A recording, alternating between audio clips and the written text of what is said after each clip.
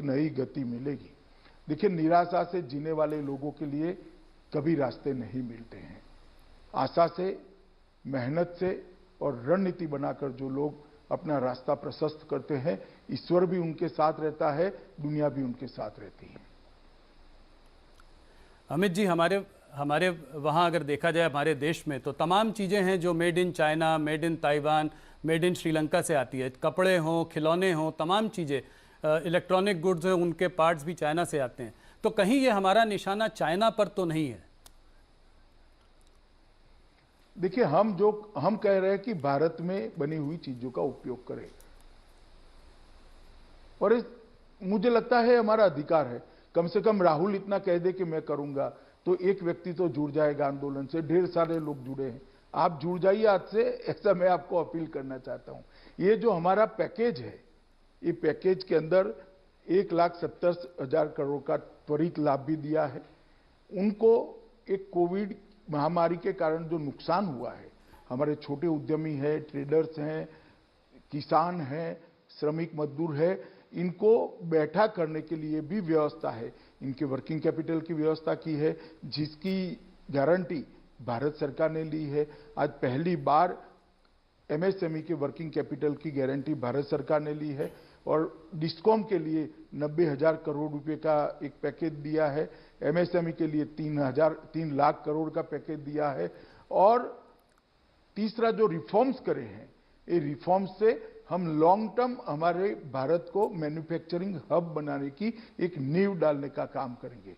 मैं मानता हूं कि मोदी जी की इस रणनीति को, जिन्होंने 6 दशकों तक अपने परिवार के लिए ही सोचा है और सत्ता का सुख ही सिर्फ भोगा है, वो परिवार ये रणनीति को नहीं समझ सकता, क्योंकि इनके पास बहुत मौके देश की जनता ने दिए। देश वहां का वहां रहेगा, परिवार मजबूत होता गया। अब समय आया है, नेतृत्व ऐसा आया है जो देश को मजबूत करना चाहता है, और देश की जनता इसके साथ है। अमित शाह जी, मैं जरा चाइना की ओर मुड़ता हूं। चाइना से जो हम लोगों को जो मैसेज आ रहा है, वो थोड़ा गंभीर दिखाई देता है। चाइना ने अभी जो हाल में हांगकांग के संग और ताइवान के संग भी करने की कोशिश की है, उससे उनका इंटेंट साफ नज़र आता है। भारत में आप इस प्रॉब्लम को कितनी गंभीरता से देखते हैं? क्या चाइना सच में एक घुसपैठी की तरह अंदर घुस आया है? और लाइन ऑफ एलएसी की जो बात है, उसमें आपको कितनी गंभीरता से इस इशू को आप ले रहे हैं?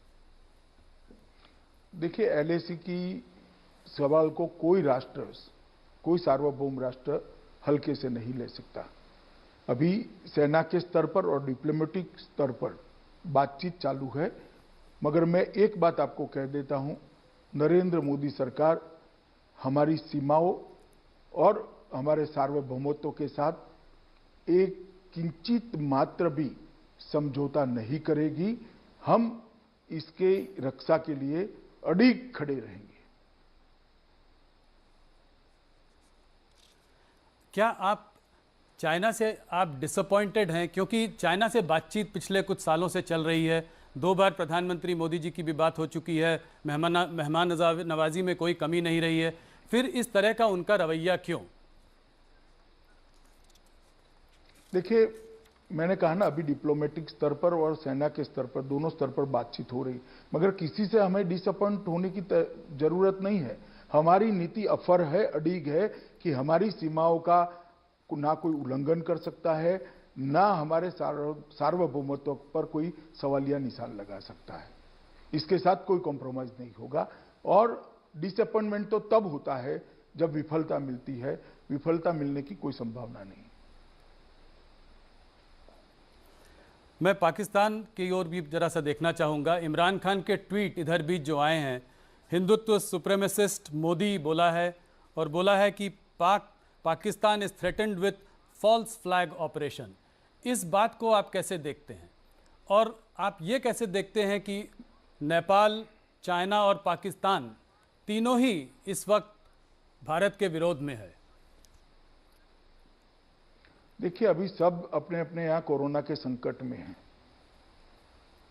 मगर आप एक बात मैंने आगे जो कहा वो समझ लीजिए, हमारी सीमाओं की सुरक्षा के लिए ये सरकार कृतनिश्चयी है।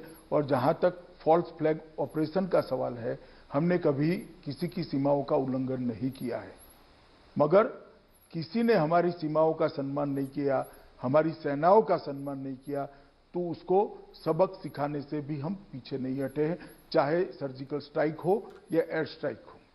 ये हमारा रिकॉर्ड दुनिया के सामने अब प्रस्थापित हो चुका है और हमारी रक्षा नीति भी अब व्याख्यायित हो चुकी है।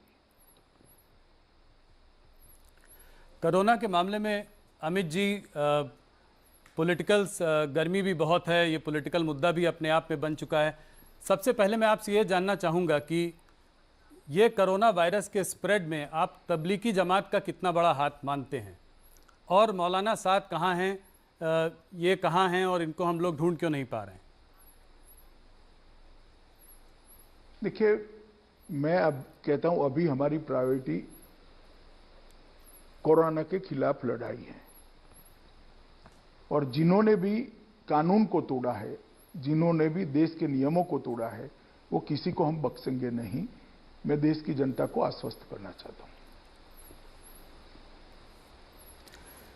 लोग कहते हैं कि जहां तक पूरे देश की नज़र कोरोना पे थी, आप बहुत बड़ा एक रोल उस पर आप अदा कर रहे हैं। आप MHA पूरा एक नज़र रखे हुए है पूरे देश में। इसके बीच में भी आप मौका नहीं चुके और मध्य प्रदेश में आपने जो है सरकार बदल दी। ये ज्योतिरादित्य सिंधिया कू आपने कैसे किया? मैंने नहीं किया है। कांग्रेस के अंदर नेतृत्व के प्रति श्रद्धा कम होने के कारण कू हुआ है। देखिए, मध्य प्रदेश में कांग्रेस की सरकार थी, इसको बचाने की जिम्मेदारी मेरी कैसे हो सकती है? इसको बचाने की जिम्मेदारी सोनिया जी और राहुल जी की है। उनके यहां से इनके इतने बड़े नेता नाराज होकर इस्तीफे देकर निकल गए, इतना बड़ा ग्रुप निकल गया, और किसी ने दल बदल नहीं करा है, सबने इस्तीफे दिए हैं और बाद में भारतीय जनता पार्टी ज्वाइन करिए। अब मध्य प्रदेश की जनता तय करेगी इनका फैसला सही था या गलत था। मगर मैं स्पष्ट कर दूं, ये लॉकडाउन होने के पहले हुआ है। महाराष्ट्र में भी इस तरह की बातें चलती रहती हैं कि किसी न किसी दिन इस सरकार को डिस्टेबलाइज करने की जो है एक ऑपोजिशन का हरदम वो रहा है कि जो है भारतीय जनता पार्टी डिस्टेबलाइज करने की कोशिश कर रही है। भारतीय जनता पार्टी ने भी अपना अटैक काफ़ी बढ़ाया इधर बीच।